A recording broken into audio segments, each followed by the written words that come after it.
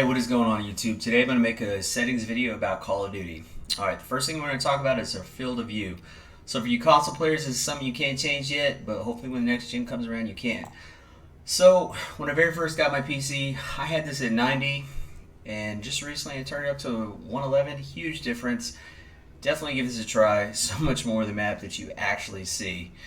Just, it's like night and day. Alright, it's going to take some time to get used to, but once you do it, it's huge. All right. Moving on further into some things that I keep seeing. So some of you are still playing with the minimap shape circle. Please change it to square. You're going to see a lot more of the map. You're going to have a lot more map awareness. You know where the enemies are coming from. All right. Minimap rotation. Make sure you have this set to enabled. All right. A lot of other things. These are just kind of admin type stuff. These are things that you're interested on a PC. You got frames per second, server latency, your GPU temperature. If you look at the top of my screen, you can see it. It's all there. So if that's something that you're interested in, you can actually set that too if you have a PC. Graphics. All right. So towards the bottom on your PC or console, world motion blur and weapon motion blur. Disable both of those. Take your film grain down to 0. Huge difference. You really don't need these two. I mean, why would you want that? Why would you want some blur added into your game? I mean, you kind of need to be as accurate as you can. Definitely don't want that blur. All right, audio. So audio, let's talk about it. I can hear footsteps at boost low, but I actually have a headset that I can actually play around with audio, the gain versus a regular headset that you just plug into the back of your Xbox or whatnot. So try it out. The ones that I have used before when I was running on console, I used Dynamic Home Theater, I used Home Theater, I used Boost High. So right now this just seems to work for me. Now your volume settings, that's just going to be based on your preference. These are my preferences, what I like to work with. The only thing I did change is voice chat volume and microphone volume. I have those both set to 200. That way I can definitely hear my teammate. My teammate can hear me when I do call outs. Controller. So I play on a PC, but I use a controller. I do not use a mouse or a keyboard. That's just something that I'm not used to. I will rock this controller.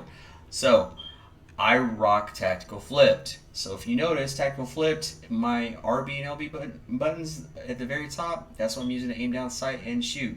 Give it a try. You're not gonna get this within one game. Drop into some multiplayer games, play a couple games to where you actually get used to it, then actually go ahead and give it a go in Warzone, Plunder, or whatnot. Huge difference. Like I said, it's just personal preference, but this is mine and it seems to work for me. Deadzone.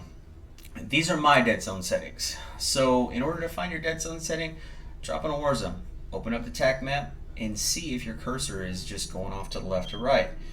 That way you can kind of come in here and play around with it and find your Deadzone. This will actually go ahead and tighten it up. Horizontal stick and vertical stick sensitivity. Alright, so by default these are usually set to 4. I turn it up to 6, then I turn it up to 11.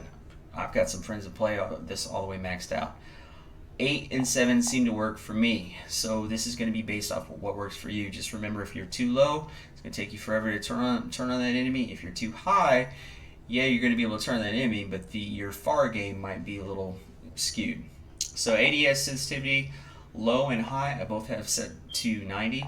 My aim response curve type, I have used all 3. So is there a difference? I don't know. Like, I've used standard, I've used linear, and I've used dynamic. Right now I'm rocking linear. It just seems to work for me. Maybe there is, maybe there isn't a difference. I don't know. I just really haven't seen one. Controller vibration, I have mine set to disabled. I don't need any more distraction in this game than there already is. I mean, you're in a firefight, and the next thing you know, you got an attack helicopter above you. You're calling out where an enemy's at. You can barely hear anything. Why have the controller vibrate out of your hands? All right. Aim assist set to standard. Scale aim assist with field of view. If you're on a PC, enable it. Give this a try. I actually enabled this. Been running for about a week and a half. It seems to be doing something. So I'm gonna run it for a couple more weeks, see if it does, and I'm gonna change it back. But give it a try. You console players can't mess around with that. Other things that I got down here: use reload behavior if you are playing Warzone or Plunder. Please change it to contextual tap. Now, if you're a multiplayer as well, make sure you change it back to tap to reload. If not, when you drop in that multiplayer game and you go to hit reload, you're going to pick up someone else's weapon. Side behavior, I have it set to tap. Automatic sprint, I have mine set to automatic tactical sprint. Parachute auto deploy, I have mine disabled. That way I can just pull the chute when I'm ready to drop in. Just remember to actually pull the chute. If not, you're going to face plant into the concrete. So those are my settings. Let me know if these settings work for you. Let me know whether or not changing this or changing that worked. And many more videos to come. Definitely going to do some gameplay video. Going to review some different loadouts and whatnot, and get some things out to you guys to make this game a little bit more enjoyable, a little bit more fun. So thanks for stopping by. Don't forget to hit the like and subscribe button. I'll see you soon.